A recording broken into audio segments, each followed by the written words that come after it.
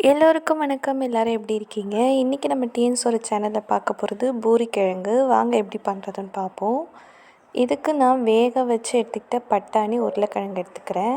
அப்புறம் ஒரு பெரிய வெங்காயம், 2 தக்காளி, 3 பச்சை மிளகா, 1 கப்பு பீன்ஸு, ஒரு கடாயில் 4 கரண்டி எண்ணெய் விட்டு வெங்காயம், தக்காளி, பச்சை மிளகாயை வதக்கிக்கோங்க. ஒரு 5 நிமிஷம் கழித்து நீங்கள் குருமாவுக்கு தேவையான அளவு தண்ணி விட்டு பீன்ஸ், உருளைக்கிழங்க அதில் ஆட் பண்ணிக்கோங்க. தேவையான அளவு உப்பு போட்டு நல்லா கொதிக்க விடுங்க. நல்லா கொதித்த பிறகு ஒரு கைப்பிடி கருவேப்பிலை எடுத்து போட்டு நல்லா கொதிக்க விடுங்க. நல்லா கொதித்த பிறகு 1 டீஸ்பூன் மஞ்சள்தூள், 1 1/4 டீஸ்பூன் பெருஞ்சீரகம் போட்டு நல்லா கொதித்த பிறகு பட்டாணியும் எடுத்து ஆட் பண்ணிக்கோங்க.